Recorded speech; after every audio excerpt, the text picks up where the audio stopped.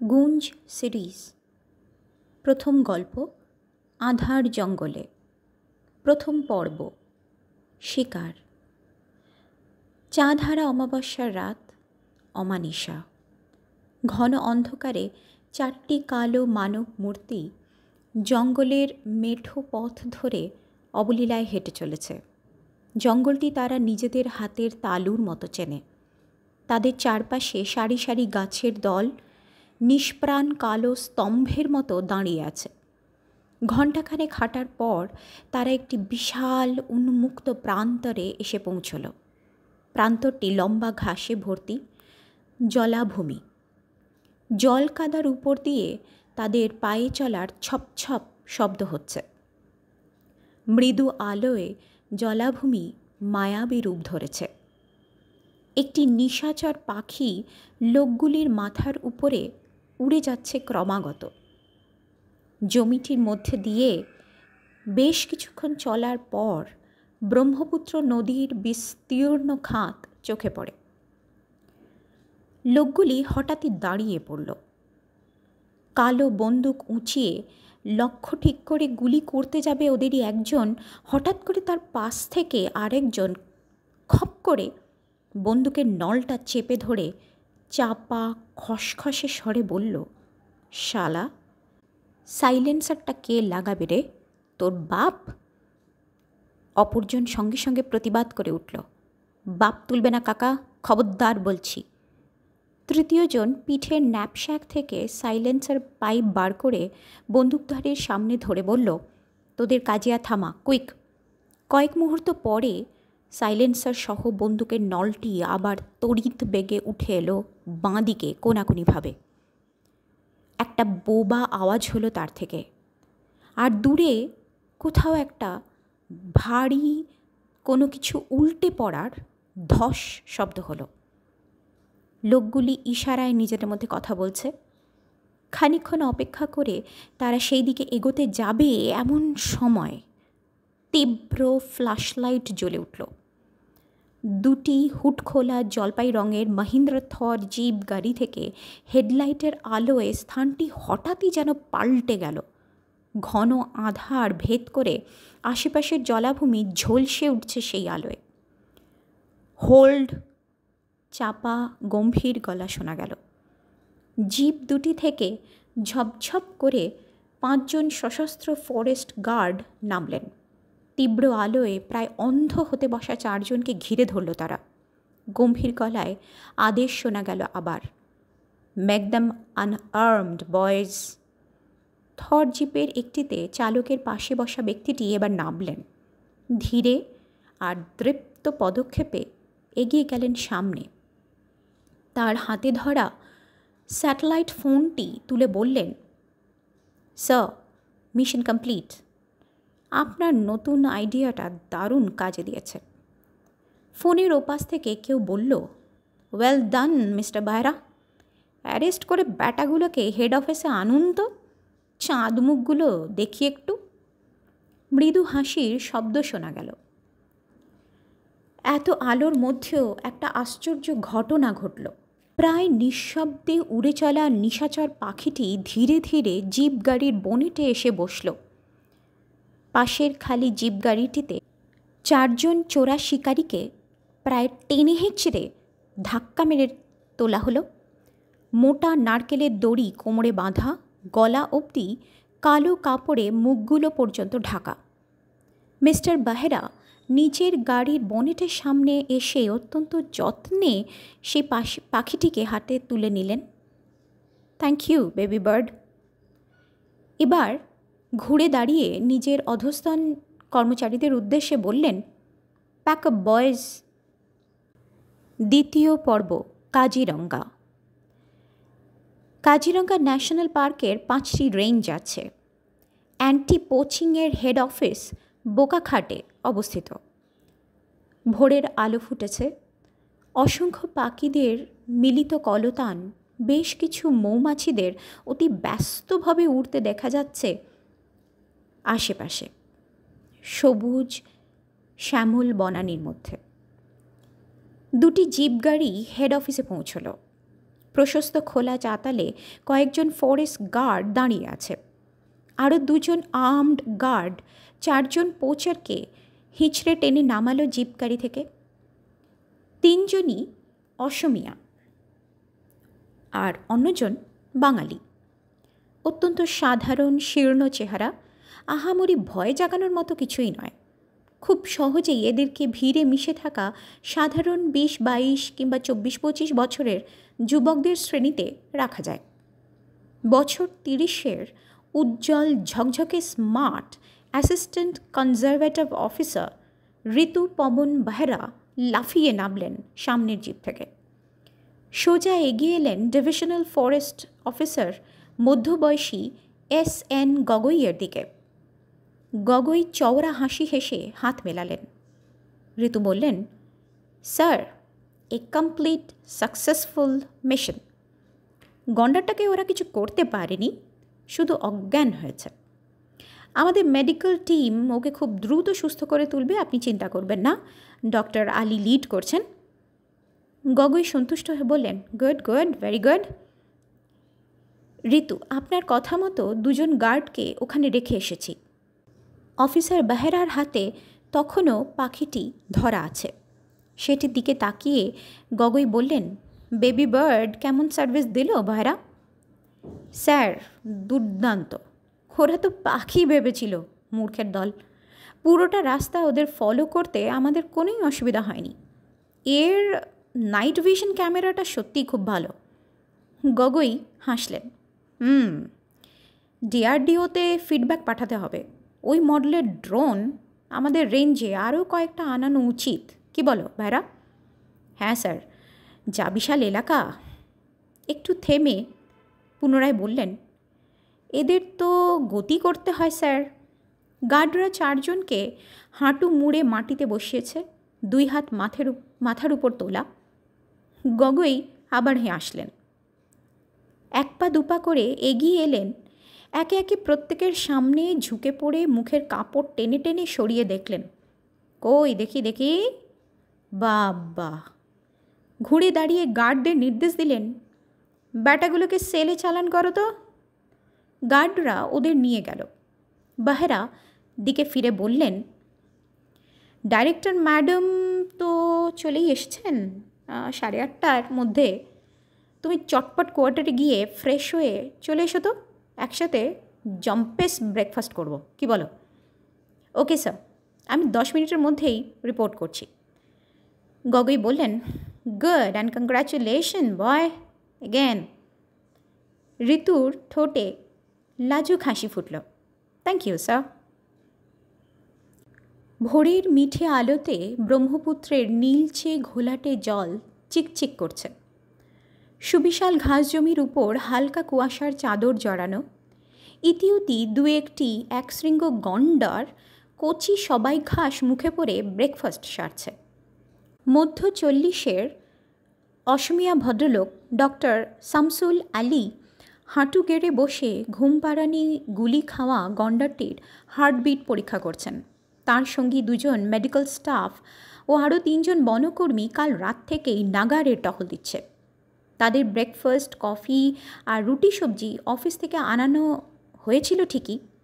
তাদের পাশে এক বিশাল বপু পুরুষ হাতি কচি ঘাস সুড়ে করে ছিঁড়ে মুখে পুড়ছে। দিব্যি খোশ মেজাজে চিবিয়ে গলাধ্যকরণ করছে। এর নাম প্রীত, জঙ্গলের বন্ধু আর কাজিরাঙ্গার ফরেস্ট গার্ডের বন্ধু তো বটেই। রাত জাগার ক্লান্তি থাকা সত্ত্বেও বনকর্মীরা বেশ খোশ মেজাজে রুটি সবজি খাচ্ছেন। ডক্টর আলীর অবশ্য কিছু মুখে দেওয়ার সময় হয়নি। একজন মেডিকেল স্টাফ তাকে জিজ্ঞেস করল, স্যার, সুস্থ হয়ে যাবে তো? ডক্টর আলী আশ্বস্ত করে বললেন, হ্যাঁ হ্যাঁ, চিন্তা করো না। ঘুম ভাঙলে খানিকক্ষণ ঝিম ভাবটা থাকবে, তারপর খুব সে ঘাস খেলেই ঠিক হয়ে যাবে। পরে যারা বনকর্মী জঙ্গলের টহলে আসবে তাদেরকে একটু নজর রাখতে বলে দিলেই হবে। একজন স্টাফ বলল, তাকু কচ্চা আর মোহরের ডিউটি আছে এদিকে, ওদেরকে বলে দিতে হবে। ডক্টর আলী সম্মতিসূচক ঘাড় নাড়লেন। বনকর্মীদের উদ্দেশ্যে বললেন, আমি হেড অফিসে যাব, আপনারাও শিফট পাল্টে নিন। তককাচ্চাকে বলবেন আমার সাথে একবার দেখা করে যেতে। বনকর্মী 3জন সমস্বরে জি ডাক্তারবাবু বলে উঠল। তৃতীয় পর্ব, বলস্য মূল বিজ্ঞানম। হেড অফিসের মিটিং রুম। ছিমছাম ঘরটিতে প্রজেক্টর, গোল টেবিল, চেয়ার, দেওয়ালে টাঙানো বিশাল আকারের রেঞ্জের map, topographic map, contour map, বেশ কিছু ডিভাইসেস, স্যাটেলাইট ফোন সহ আরও টুকিটাকি অফিস ওয়ার্কসের জিনিস ছড়ানো আছে। গোল টেবিলে একটি ল্যাপটপ আর একটি বেবি বার্ড ড্রোন বসানো আছে। চেয়ারে বসে আছেন 3জন অফিসার, গগৈ, বেহরা, আর দাঁড়িয়ে আছেন ডাইরেক্টর ম্যাডাম তৃণা কুমারন বিশ্বাস। 40-42-এর ছিপছিপে গড়ন। কন্নড়, হিন্দি, তামিল, অসমিয়া, বাংলা ছাড়াও বেশ কিছু উপজাতীয় ভাষায় অত্যন্ত সাবলীল। দক্ষ একজন অফিসার। ইনি একজন টেকনোক্র্যাট, অর্থাৎ ইঞ্জিনিয়ারিংয়ের ছাত্রী, পরে ফরেস্ট সার্ভিস জয়েন করেন। শুধুমাত্র ভারতীয় জঙ্গলে অধিবাসীদের প্রতি অত্যন্ত শ্রদ্ধায় ও ভালোবাসায় নিজের ইঞ্জিনিয়ারিং কেরিয়ার ত্যাগ করে ফরেস্ট সার্ভিস জয়েন করেন। তিনি ডিআরডিওর জুনিয়র রিসার্চার ছিলেন। ডিআরডিও অর্থাৎ ভারতের ডিফেন্স ডিপার্টমেন্টের রিসার্চ কেন্দ্র। পুরো নাম defence research and development organisation. Baby বার্ডটিকে হাতে তুলে নিলেন তৃণা। গম্ভীর আবেগপূর্ণ কণ্ঠে বললেন, বলস্য মূল বিজ্ঞানম। এটি আমাদের ডিআরডিওর মোটো। তার অর্থ হল বল বা শক্তির মূলে আছে বিজ্ঞান, বিশেষ রূপে জানা। হ্যাঁ, ওয়েল, আপনাদের পুরো টিমকে অনেক অনেক শুভেচ্ছা জানাই। By the way, doctor Ali কখন আসবেন? গগৈ বললেন, ম্যাডাম, উনি জানিয়েছেন ওনার আসতে প্রায় আন্দাজ 11টা হবে। বেশ। প্রশ্ন করলেন, পরের শিফটে কারা যাবে তাহলে? আর ঋতু উত্তর দিল, তককাচ্চা আর খুব সম্ভবত মোহরের ডিউটি আছে ম্যাডাম, ওইদিকে ওদেরই ডিউটি থাকে। তৃণা সম্মতিসূচক ঘাড় নাড়লেন। ওদের সাথে আমিও যাব। বলতে বলতে জানলার ধারে এসে দাঁড়ালেন তৃণা। জানলার ওপাশে উন্মুক্ত কাজিরাঙ্গার বিশাল ঘাস জমি, শ্যামল ঘন সবুজ।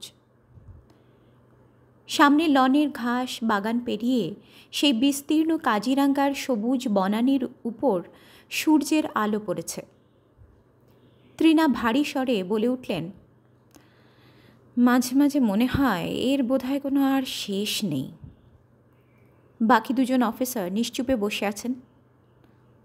তৃণা বলে যাচ্ছেন, যদিও 2007-8 সাল থেকে বেআইনি শিকার অনেক কমে এসেছে, তবু বন্ধ করা যায়নি এখনও।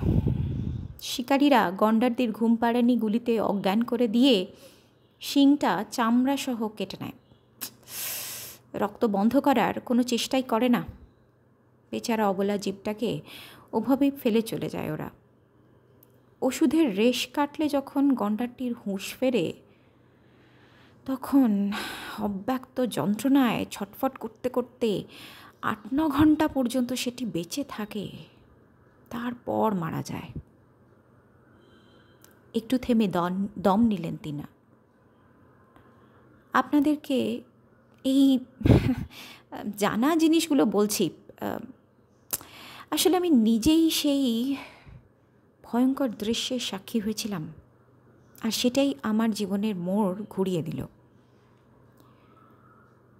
ঋতু বেহরা বরং আগ্রহের সাথে জিজ্ঞাসা করলেন, কি হয়েছিল ম্যাডাম? তৃণা একবার ঋতুর দিকে তাকিয়ে মৃদু হাসলেন।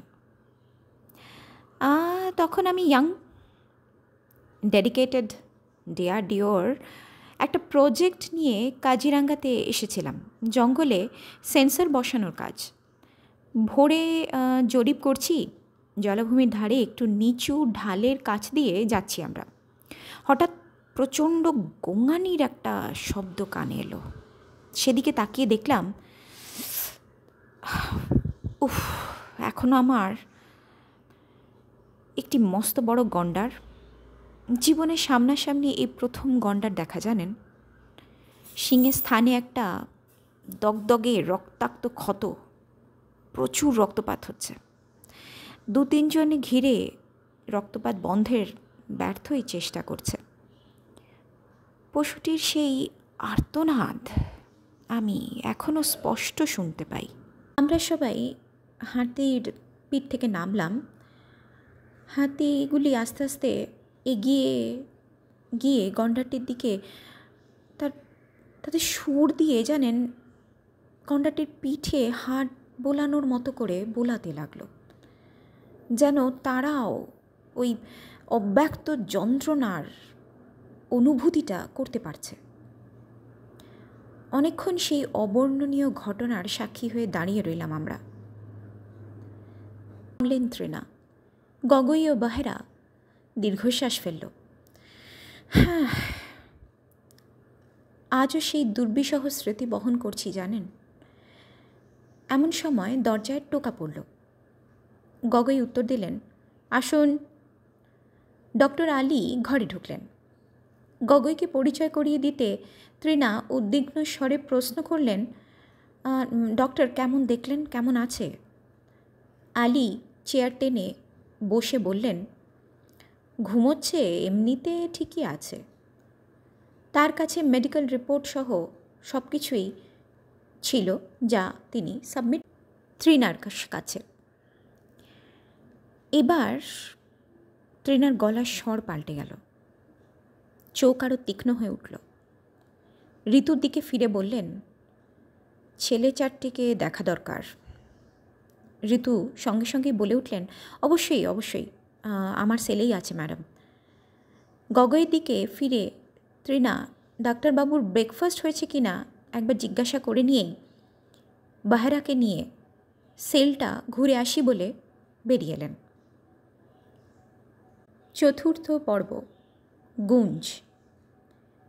পাশাপাশি 3টি সেল, মাঝে 10 ইঞ্চি দেওয়ালের পার্টিশন।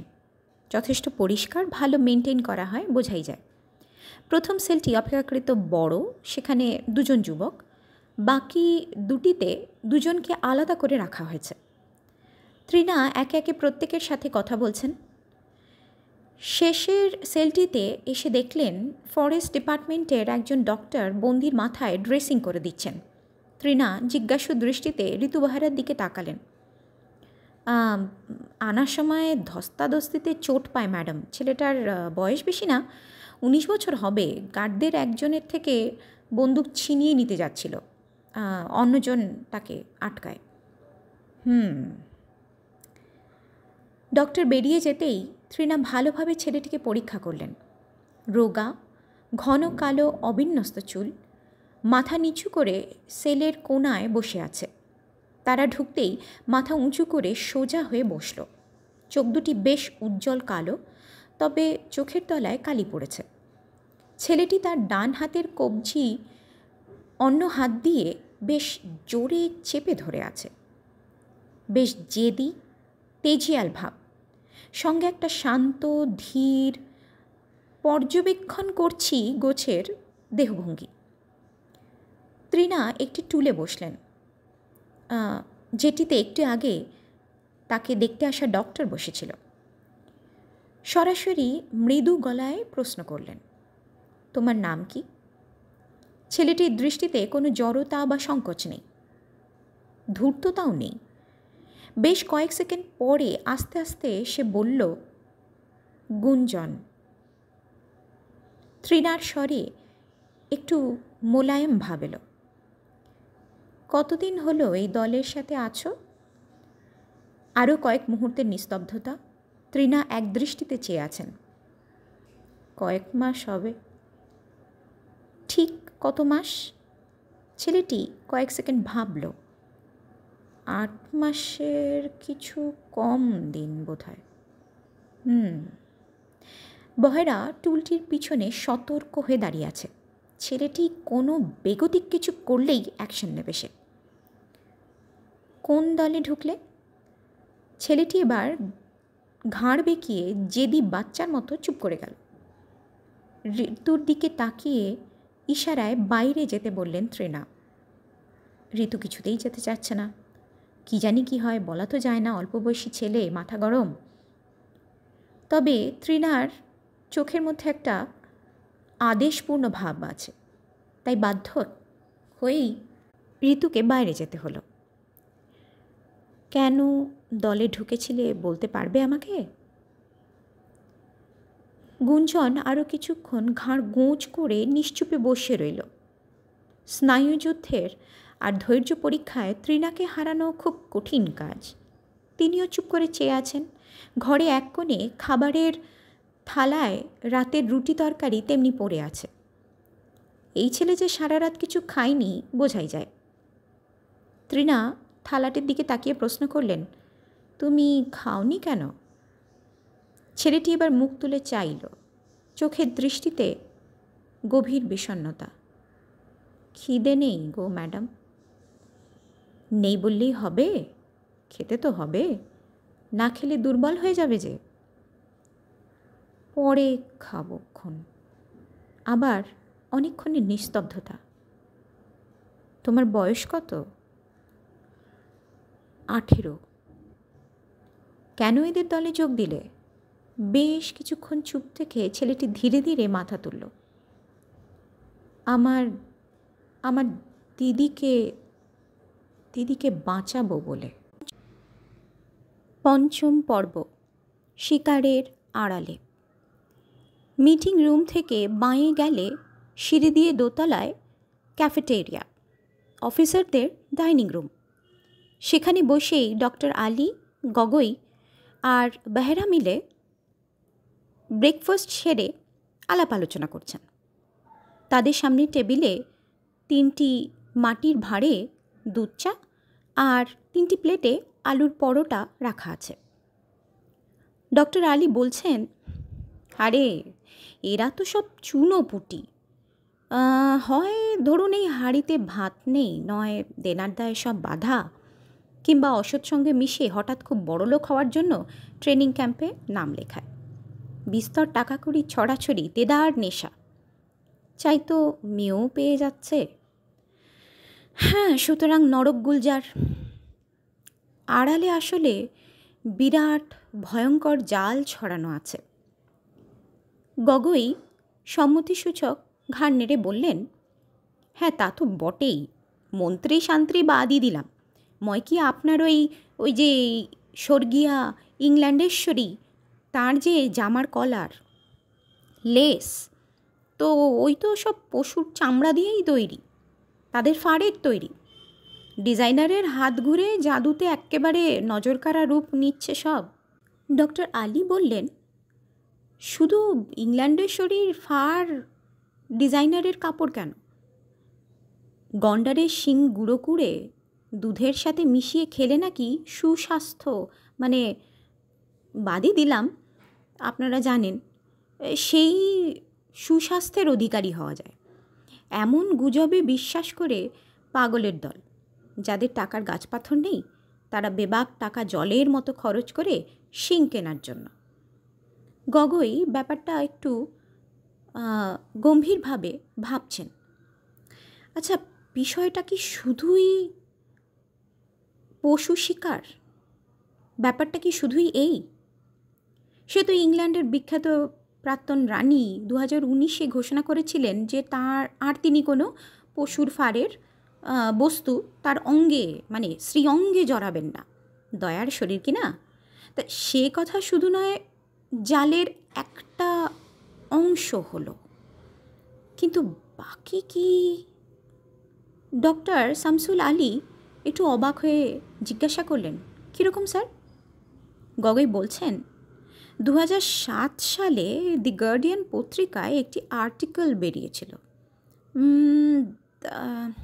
কি যেন নাম রিপোর্টারের, আরে হ্যাঁ, মনে পড়েছে, আরে দাঁড়ান দেখাচ্ছি বলে গুগল সার্চ করলেন। তারপরে ফোন তুলে দেখালেন, এই যে হ্যাঁ হ্যাঁ, পোচিং ফর বিং লাদেন। লেখক হচ্ছেন লেভি ও ক্যাথি ক্লার্ক। আলী ফোনটি ধরে বলছেন, কি বলছে এই আর্টিকেলে? গগৈ ব্যাখ্যা করে বোঝানোর চেষ্টা করছেন। ওই বেআইনি পশু শিকার, মাদক, নারী পাচার, অস্ত্র পাচার, এই সবের সঙ্গে এখন আর একটা দিক যোগ হয়েছে, সেটা হচ্ছে বিশ্বজোড়া সন্ত্রাসবাদ। তার জাল বিভিন্ন জায়গায় এমনভাবে ছড়িয়ে রয়েছে, একটা বিরাট বড় ব্যবসার মতো, ভয়ঙ্কর কালো ব্যবসা। যে লোভী মানুষগুলো, অমানুষ, মানুষ বলা তো উচিত নয়, অমানুষ, শিকারের অর্ডার নেয়, তারা বিভিন্ন সন্ত্রাসবাদী দলগুলির একটা বড় অংশ। ওদের নেটওয়ার্কের একটা সাপোর্ট সিস্টেম, সঙ্গে চলে মাদক, নারী পাচারের মতো জঘন্য জিনিসও। ক্রিপ্টোকারেন্সিতে বিশাল অঙ্কের লেনদেন হয়। ডার্ক ওয়েব ওদের মূল নেটওয়ার্কের জায়গা। ধরা খুব মুশকিল হয়ে যাচ্ছে, খুব মুশকিল। সবাই খানিকক্ষণ চুপ করে রইলেন। ডক্টর আলী দীর্ঘশ্বাস ছেড়ে বললেন, এর কি কোনো শেষ নেই স্যার? গগৈ শুকনো হাসি হাসলেন, মাথা নেড়ে বললেন, মানুষের লোভের কি কোনো শেষ আছে আলী সাহেব? ঘরের বাতাসও ভারী হয়ে উঠেছে। না, চলুন ওঠা যাক, বিস্তর কাজ পড়ে আছে বলে উঠে পড়লেন গগৈ। ষষ্ঠ পর্ব, গুঞ্জের বাড়ি। তৃণার সামনে বসে থাকা ছেলেটা ঝরঝর করে বহুদিনের কান্না কেঁদে চলেছে, বহুদিনের জমানো কান্না। কান্নার ঝোঁকে শরীরটা কেঁপে কেঁপে উঠছে। তৃণা চুপ করে নিশ্চলভাবে বসে আছেন। ছেলেটি তার নিজের সন্তানের থেকে মাত্র বছর চারেকের বড় হবে, কি বা বয়স। আমার মা গুঞ্জা ফুল খুব ভালোবাসত জানেন, তাই দিদিটার নাম দিয়েছিল গুঞ্জা। পরে দিদির পরে আমার নাম দেন গুঞ্জন। বাড়িতে সবাই গুঞ্জ গুঞ্জ বলে ডাকত। খুব খুব ভালোবাসে আমাকে দিদি। আমার দিদি আর জামাইবাবু ছাড়া আর কেউ নেই। আমাদের গ্রাম এই জঙ্গলের পূর্ব দিকে। একটু দম নেয় ছেলেটা, আবার বলা শুরু করে, গ্রামের ছোট মন্দিরটাতে আমার দাদু পুজো করতেন। মা তার একমাত্র মেয়ে ছিল। দাদু পড়াশোনা জানতো ভালোই, মাকেও শিখিয়েছিল। হঠাৎ চোয়াল শক্ত হয়ে গেল গুঞ্জনের। আমার আমার বাপটা একটা আস্ত অমানুষ, লোভী, মাতাল, জুয়ারি। প্রায় প্রতিদিনই আমাদেরকে ধরে খুব খুব পেটাতো। মা দিদির বিয়ের জন্য বেশ কিছু টাকা জমিয়েছিল। সেই সে তৃণা ছেলেটিকে থামিয়ে দিয়ে বললেন, তোমার মা কী করতেন গুঞ্জন?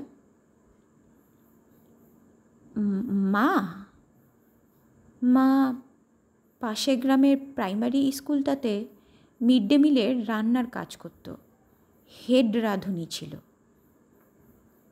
তারপর তারপর মা অনেক কষ্টে টাকা জমাতো, বাপ হারামজাদাটা শালা জোর করে এসেই না নিয়ে যেত, না দিলে খুব খুব মারত। একবার হাঁপাচ্ছে গুঞ্জন, খুব ভয়ানক কোনো স্মৃতি। একবার দুপুরবেলা প্রায় 2 দিন বাদে বাড়ি ফিরল বাপটা, টাকা নিতে এসেছিল। মা এবার আর কিছুতেই দিতে চাইল না, বলল গ্রাম পঞ্চায়েতে নালিশ করে দেবে, বাপটাকে ঠিক ধরে নিয়ে যাবে পুলিশে। পুলিশের কথা শুনেই ঘাম মুছল গুঞ্জন, কপালে বিন্দু বিন্দু ঘাম জমেছে তার। শুনেই না ম্যাডাম বাপটা খুব ক্ষেপে গেল,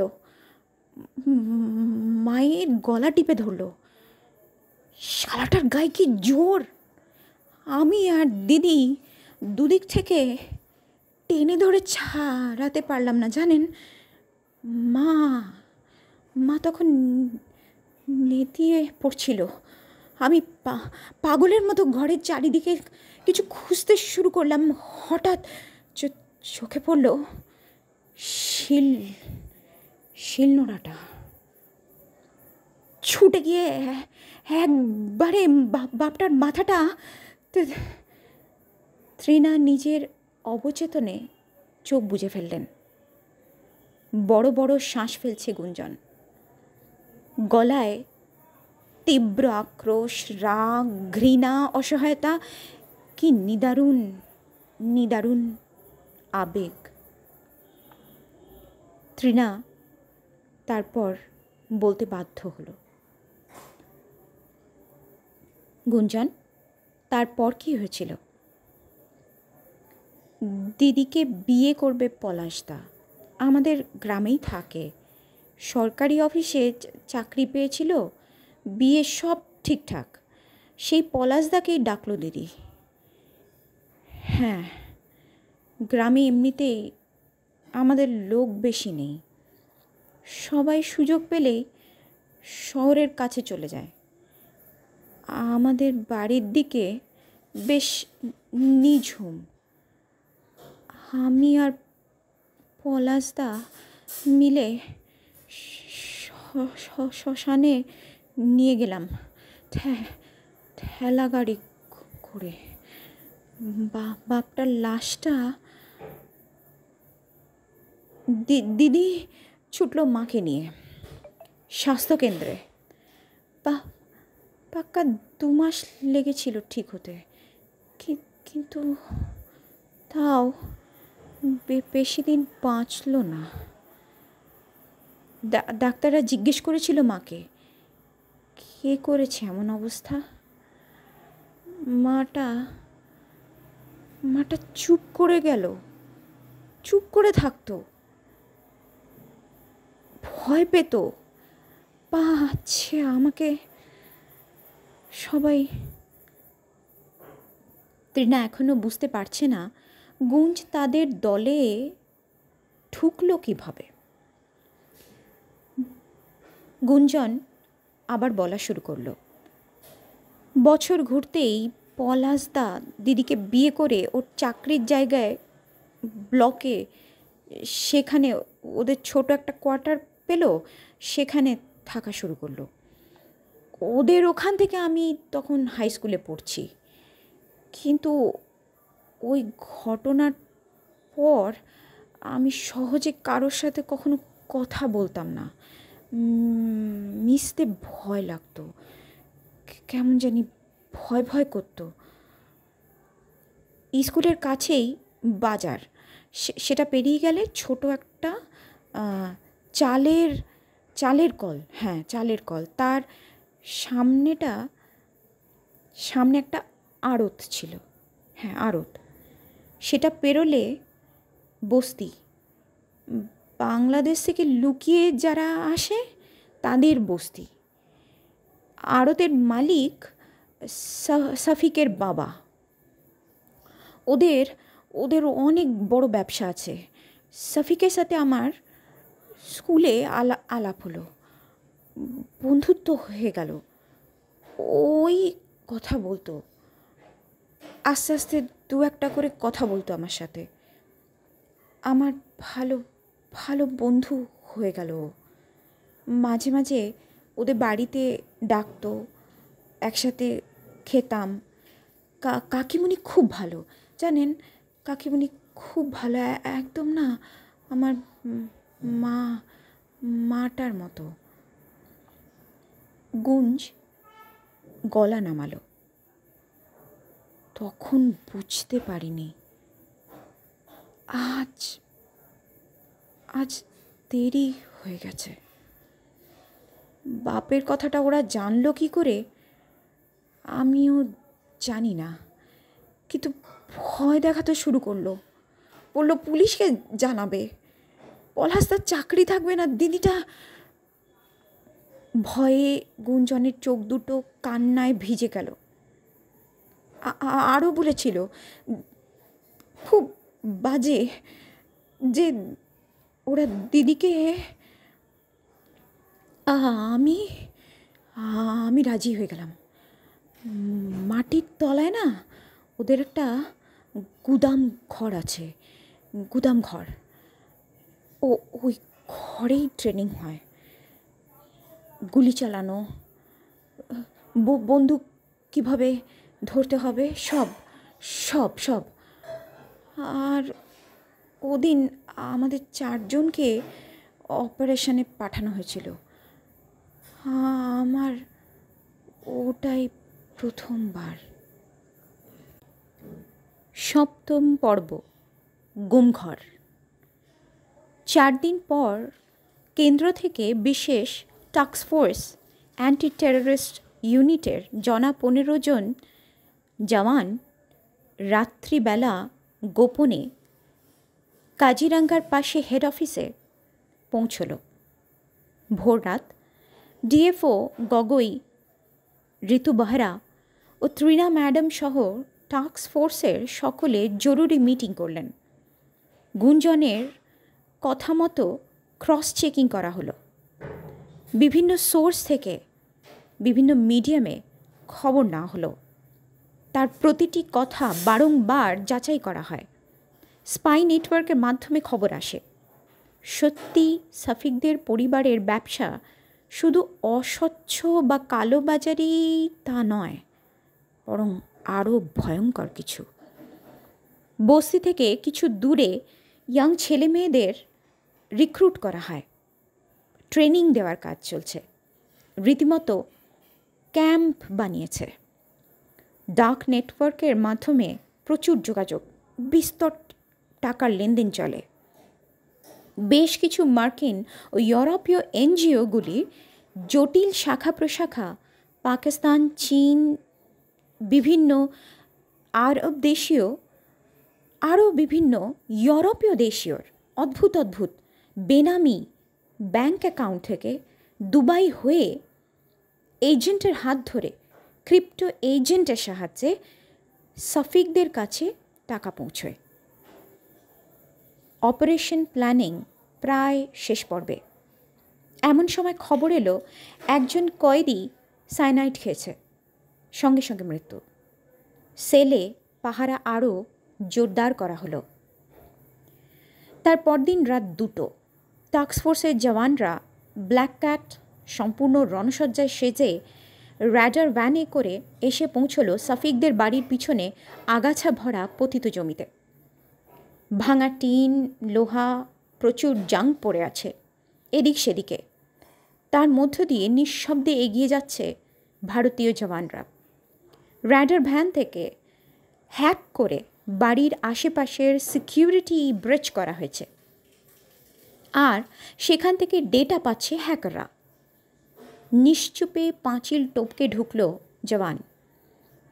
লোকেশন অনুযায়ী গুদামঘরের কাছে আসতে তাদের বলা হয়েছিল সশস্ত্রভাবে ভেবেচিন্তে যেন কাজ করা হয়, কারণ প্রহরীরা থাকে, রাত্রিবেলা টহল দেয়, শিফটিং চলে। কমান্ডোদের লিড করছেন মেজর রাজীব বক্সি। ইশারায় পাহারায় থাকা টহলদারদের এক এক করে অজ্ঞান করে সরানো হলো। প্রত্যেক দুপুরের আগে তো এরা কেউ জাগবে না। গুদামের ভেতরে গুঞ্জনের বলা মতো স্থান অনুযায়ী বেসমেন্টের লকগেট পাওয়া গেল। পাসওয়ার্ড হ্যাক করে আগেই দরজা খোলা রাখা হয়েছে। ভিতরে ইমার্জেন্সি অ্যালার্ম আছে, তাও অকেজো করা হয়ে গেছে। ভিতরে ঢুকে প্রথমটা একটু হকচকিয়ে গেলেন মেজর রাজীব বক্সি। সারি সারি ঘর, জেলের সেলই বলা যায়। এক একটাতে মাদক অস্ত্র বোঝাই করা। চট করে চোখ বুলিয়েই বুঝলেন খুব কম করে 150 থেকে 250 কোটি টাকার অস্ত্র জমায়েত করা আছে। অস্ত্রগুলো আনকরা, ঝকঝকে নতুন এবং যদ্দূর সম্ভব মেড অফ চায়না, তাতে সন্দেহ নেই। তবে অবাক হলেন 6-7টা ড্রোন দেখে। ড্রোনের সাহায্যে যে ক্রস বর্ডার টেরোরিজম করা হয় তা তো জানা কথা, কিন্তু এটা তো বর্ডার এরিয়া নয়। হয়তো স্টোর করা হয়েছে এখানে, সেটা হতে পারে অবশ্য। একেবারে শেষের সেলটা সম্পূর্ণ খালি। সেটা দেখে সন্দেহ হলো মেজরের। একটা সেল একদম সম্পূর্ণ খালি কেন? ঘরে ঢুকলেন। আস্তে আস্তে বেড়ালের মতো পা টিপে টিপে এগোচ্ছেন। কিচ্ছু নেই, কিচ্ছু নেই, কিন্তু তাও কেমন একটা অস্বস্তি হচ্ছে, যেন কিছু একটা আছে, কিছু একটা থাকার কথা। তার চোখ এড়িয়ে যাচ্ছে, তার চোখ পড়ছে না সেটার উপরে। তার ষষ্ঠ ইন্দ্রিয় বলছে যে এই ঘরটা কিছুতেই খালি না, কিছু একটা আছে। কি আছে? চারপাশের দেওয়াল দেখলেন সতর্ক দৃষ্টিতে। এবার মেঝে সম্পূর্ণ ফাঁকা। হঠাৎ নজর পড়ল মেঝের একটা কোণে একটা ছোট্ট আংটা পড়ে আছে। দ্রুত পায়ে এগিয়ে গেলেন। বসে পড়লে ভালো করে পরীক্ষা করলেন।